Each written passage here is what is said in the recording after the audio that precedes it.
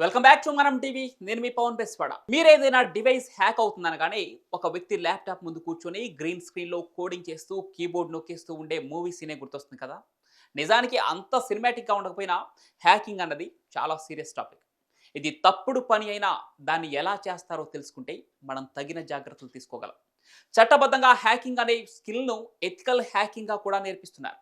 కానీ ఇక్కడ మనం అసలైన హ్యాకింగ్ ఎలా జరుగుతుందో, దాని ప్రధాన రకాలేంటో, మామూలు మనుషుల్ని ఎలా టార్గెట్ చేసి ట్రాప్లోకి దింపుతారో ఇప్పుడు తెలుసుకుందాం.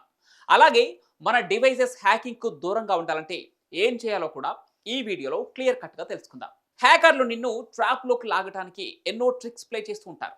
ఓ రోజు నీకు మెయిల్ పంపుతారు లేదా మెసేజ్లు చేస్తారు. అందులో మీ బ్యాంక్ అకౌంట్ సమస్యలో ఉంది, ఈ లింక్ క్లిక్ చేయండి అని ఉంటుంది. ఆ మెయిల్ లేదా మెసేజ్ అచ్చం బ్యాంకు నుంచి వచ్చిన మెసేజ్ లాగే కనిపిస్తుంది. ఇక దాన్ని కనుక మీరు క్లిక్ చేసి ఆ పాస్వర్డ్ టైప్ చేస్తే మీ డేటా అంతా హ్యాకర్ చేతిలోకి వెళ్ళిపోతుంది. దీన్నే ఫిషింగ్ అంటారు. ఇది ఒక రకమైన ఎర్రవేయటం.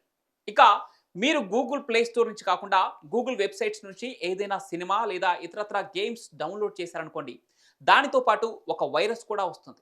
ఈ వైరస్ నీ డివైస్లో దాక్కొని మీ ఫొటోస్ని, మెసేజెస్ని, ఇలా కొన్ని వీడియోస్ని, మీ డేటా అంతటిని దొంగిలిస్తుంది. దీన్ని మాల్వేర్ అంటారు. ఒక రకమైన డిజిటల్ దొంగతనం. మరికొన్నిసార్లు హ్యాకర్లు నీ పాస్వర్డ్నే గెస్ చేస్తారు.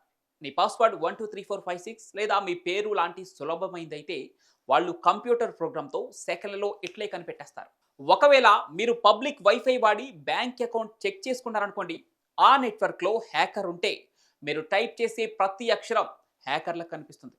అన్నింటికంటే ఆసక్తికరమైన టెక్నిక్ ఒకటి ఉంది. అదే సోషల్ ఇంజనీరింగ్. ఈ తరహా హ్యాకింగ్లో హ్యాకర్ మీకు ఫోన్ చేసి, నేను బ్యాంకు నుంచి మాట్లాడుతున్నాను, మీ అకౌంట్ హ్యాక్ అయిందని మిమ్మల్ని బెదిరిస్తాడు. ఓటీపీ చెప్పండి అంటాడు. మీరు భయపడి ఓటీపీ చెప్పేస్తే మీ డబ్బు గోవిందో గోవింద. ఇలా హ్యాకర్లు మన మనస్సును కూడా హ్యాక్ చేస్తూ ఉంటారు. చివరగా మీ ఫోన్ లేదా కంప్యూటర్ సాఫ్ట్వేర్ పాతదైతే దానిలో ఉన్న లోపాల ద్వారా హ్యాకర్లు ఇట్టే సులభంగా లోపలికి వస్తారు. ఇప్పుడు హ్యాకింగ్ నుంచి ఎలా కాపాడుకోవాలో చూద్దాం.